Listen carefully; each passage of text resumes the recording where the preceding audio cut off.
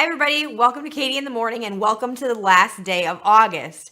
Big birthday shout out to our man, Gary Omart.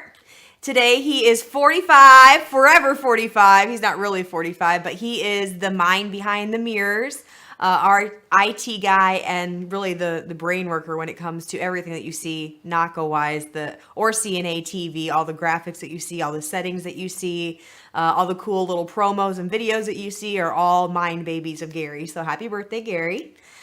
Today we are going to talk about, over the weekend, I came across a conversation on one of the social media groups on Facebook, and there is a CNA that had asked how she could kind of rejuvenate from burnout. And there was another CNA that commented on there, and is obviously a very new CNA, and said there is no such thing as burnout.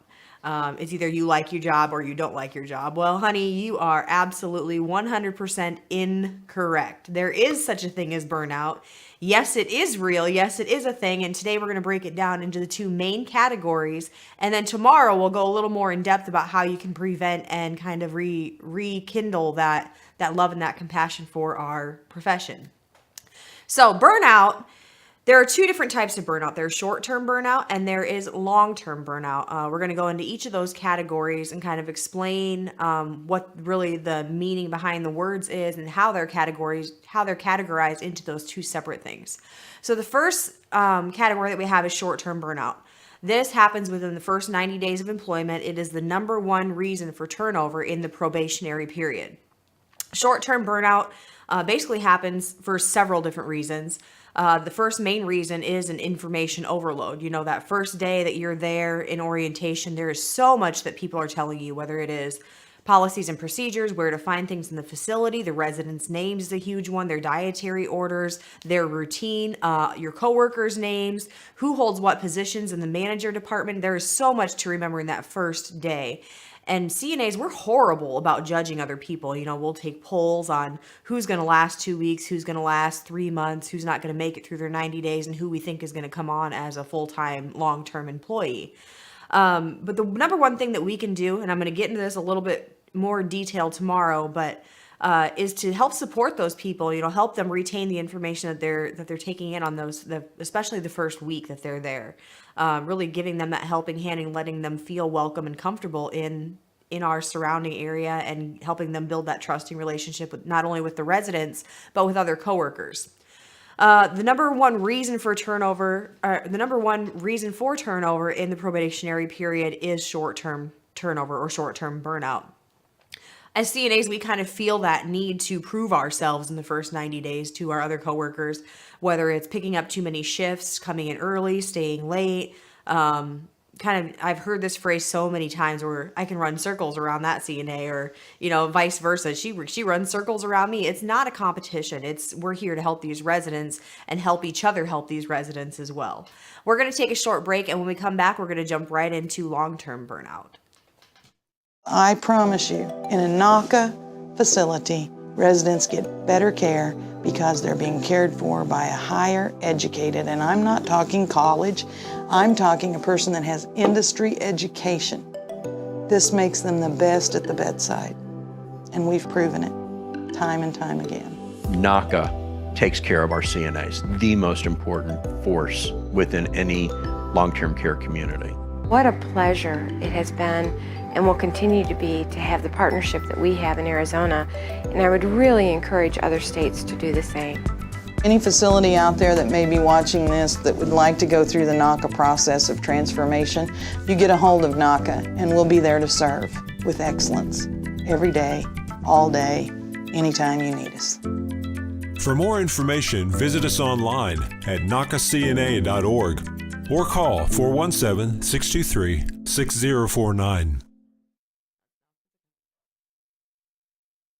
Welcome back to Katie in the Morning. I was just talking to Gary during the break and I totally had a brain fart. Today is not the 31st of August. It is the 31st of July.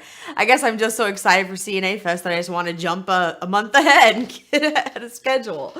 Oh man, so I thought I'd throw that correction out there so that he didn't have to re-record this on his birthday and stay another half hour over what he's supposed to.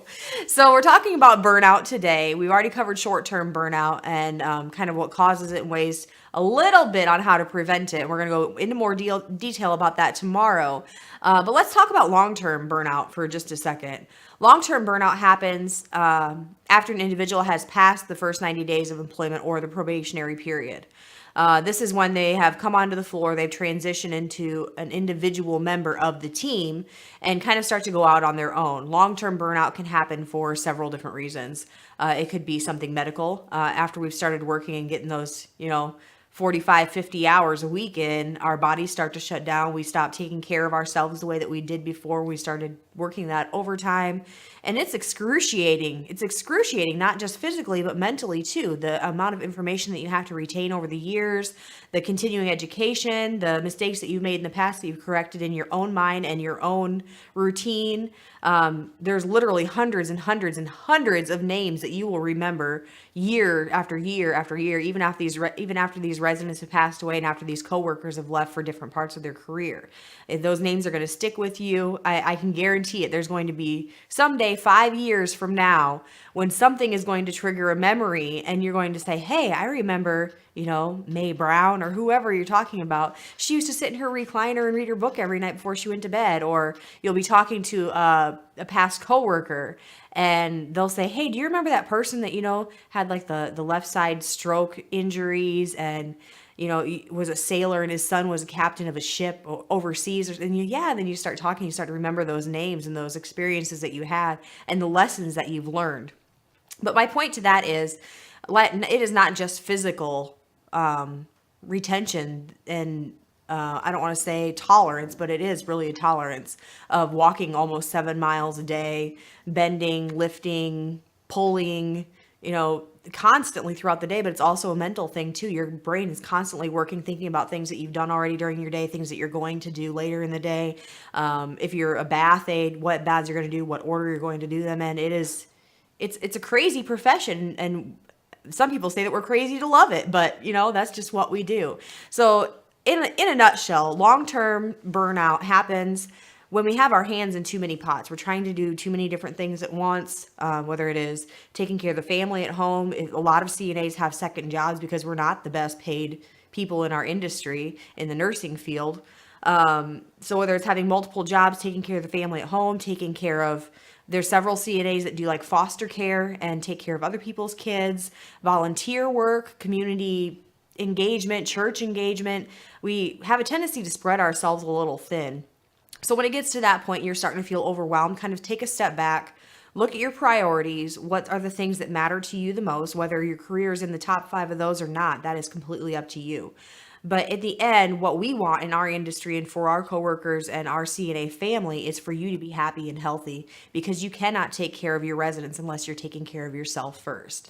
I thank you guys all for joining me today, and I will see you tomorrow on Katie in the Morning at 10 a.m. when we talk about burnout prevention.